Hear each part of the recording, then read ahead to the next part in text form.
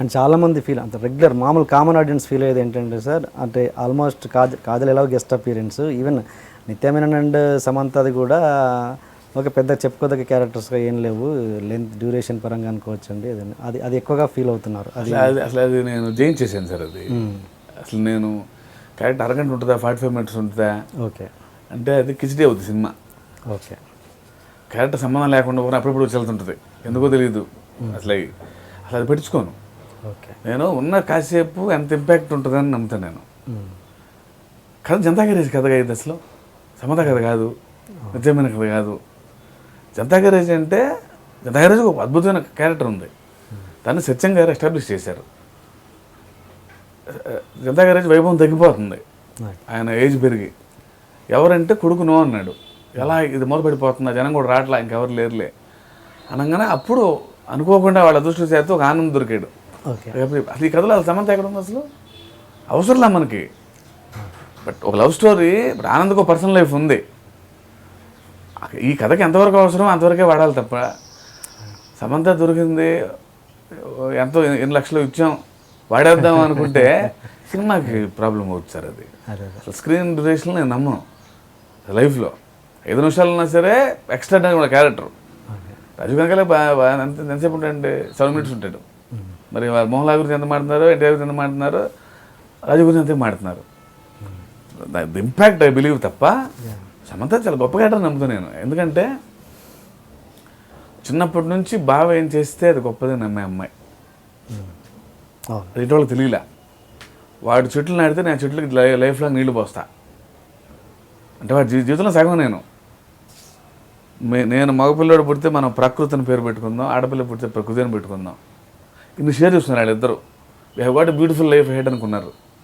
అనుకున్న తర్వాత ఒక సిచ్యువేషన్లో వీడు జనతా గ్యారేజ్ తీసుకోవటం వలన, అదే ఫ్యామిలీకి సంబంధించిన మనిషి అవటం వలన, 1 second సార్, అవటం వలన అమ్మాయి కావాలా జనతా గ్యారేజ్ కావాలా అని మేనమామ అడిగితే నాకు జనతా గ్యారేజ్ కావాల్సి వస్తుంది అని అడిగాడు.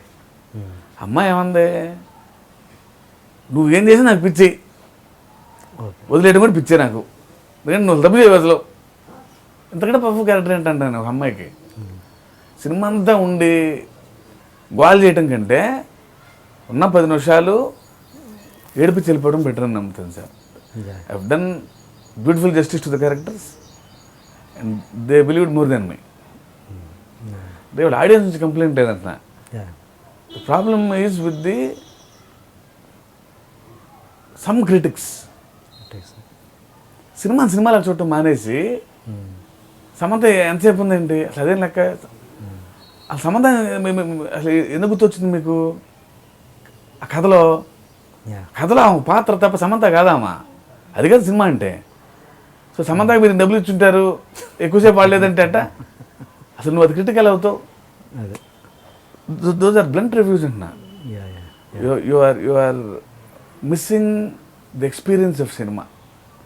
సినిమాలో ఫస్ట్ షాట్ నుంచి నువ్వు ఇందులో బొక్కే ఉంటుంది అని చూడటంలో సినిమా ఎంజాయ్ చేయలేకపోతున్నావు అంటున్నా. సో సినిమా చూసేసి ఆ తర్వాత నీకు ఇంపాక్ట్ ఉంటుంది, బాగాలేదా బాగుందని అప్పుడు విశ్లేషించుకుందాం. బట్ ఫస్ట్ అది ఆడియన్స్ సినిమా చూసేస్తే మామూలుగా చూడండి బాగుంటుంది. నేనేమన్నానంటే బోల్డ్ ఫ్లాస్ ఉంటాయి సినిమాలో, అవి అనలైజ్ చేసుకోవాలి. అసలు ఫ్లాసే ఉంటాయి. ఇప్పుడు మనమేమే తప్పు చేయని మనుషులం కాదు, ఫ్లాస్ 100% ఉంటాయి స్టోరీ టెల్లింగ్లో. ఫ్లాస్ లేకుండా అది ఉంటాయి. ఇప్పుడు ఒక ఫ్లా ఉన్నప్పుడు మనం అది అవును ఈ ఫ్లా, సో నెక్స్ట్ సినిమాకి ఆ ఫ్లా లేకుండా చేసుకుంటాం. కానీ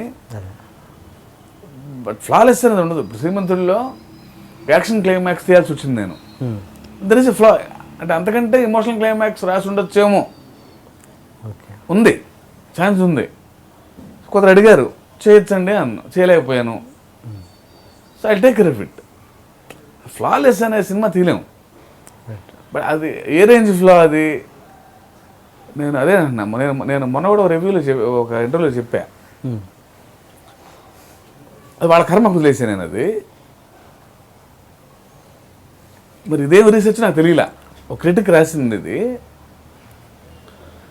ఎన్వైరన్మెంటల్ స్పెషలిస్ట్ హీరో, ఒక ఎన్వైరన్మెంటల్ స్పెషలిస్ట్ మరదలను ప్రేమించొచ్చా అని అడిగాడండి. నేను షాక్ అయిపోయా, సినిమాని ఎట చూస్తున్నారు మీరని. మరదలని ప్రేమించి పెళ్లి చేసుకుంటే జెనెటిక్ డిసార్డర్స్ వచ్చి ఎన్వైరన్మెంట్కి డేంజర్ అంటండి ఇది. నేను ఐఎమ్ ఫెయిల్యూర్ అని చెప్పేసా. ఓకే. నీ స్థాయి లేదు నాకు, ఐ అడ్మిట్.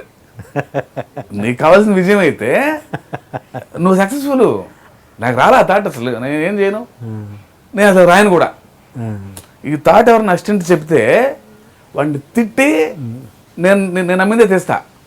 ఎందుకంటే అది షిట్. అది సినిమాలో బయట మరదల్ని పెళ్లి జెంటిక్ డిసైడరా, అది ఒక చిన్న డిస్కషన్ అండి. అది దేశంలో మా తాతల నాటి నుంచి జరిగినవి అన్నీ, అది సంస్కృతి. సరే ఇప్పుడు ఎడ్యుకేట్ అయ్యా తప్పు అంటే తప్పు అని చెప్పుకోవచ్చు, కానీ దట్ ఇస్ కల్చర్. నా కథ అది. బావ మరదళ్ళు ప్రేమ తల సిచ్యువేషన్ చిన్నప్పటి నుంచి పెరగడం వల్ల ఒకటి ఇష్టం ఏర్పడింది. ఒక ఎన్వైరన్మెంటల్ స్పెషలిస్టు వాడికి ప్రేమ పుట్టినప్పుడు జెంటిక్ డిసైడర్ ఆపదు ప్రేమ. అవును, అంతేగా. నేను అసలు దాన్ని కేర్ చేయనంటున్నా. ఇంకా అది అసలు వాళ్ళ కోసం సినిమా తీయడం మానేస్తే అసలు వాళ్ళ ఇంటర్వ్యూ లేదు సార్. నేను స్థాయికి రాను, అసలు ఇంటర్వ్యూ లేదు. అంతేగా. జెంటిక్ డిసైడర్ మీద ఎన్వైరన్మెంట్ పాడవుద్ది అని కూర్చొని క్లాస్ బిగితే సమంతకి హీరో మధ్యం పెళ్లి చూడకూడదు ఎందుకంటే జెంటిక్ డిసైడర్ ఇది, ఎన్వైరన్మెంట్ పాడవుద్ది అంటే సమంత 2 బీగుద్ది, అలా జనం 2 బీగుతారు. సినిమాలకు చూడటం మొదలు పెట్టాలి. డెఫినెట్లీ ఒక పాయింట్ ఎత్తుకున్నప్పుడు అందులో ఫ్లాస్ ఉంటే దాన్ని అనలైజ్ చేసుకోవాలి. కొంచెం మీనింగ్ఫుల్ సినిమా తీయాలి. ఒక graph, too much of logics miss అయితే డిస్కషన్ ఉంటుంది. అవి డిస్కషన్, దిస్ నాట్ డిస్కషన్ అంటున్నాను నేను. సో నెక్స్ట్ సినిమాలో అలాంటి క్యారెక్టర్ ఉన్నప్పుడు వాడు అంత సూపర్గా ఉండాల్సిన పనిలే. అంటే కొంచెం కమర్షియల్ సినిమా కాబట్టి కెన్ బి మోర్ ఎనర్జెటిక్గానే ఉన్నాడు. జోగర్స్ పార్క్ గురించి చెప్పినప్పుడు అయినా, ఫైట్ గురించి అయినా, దట్స్ ఆల్ ఎనర్జీయే.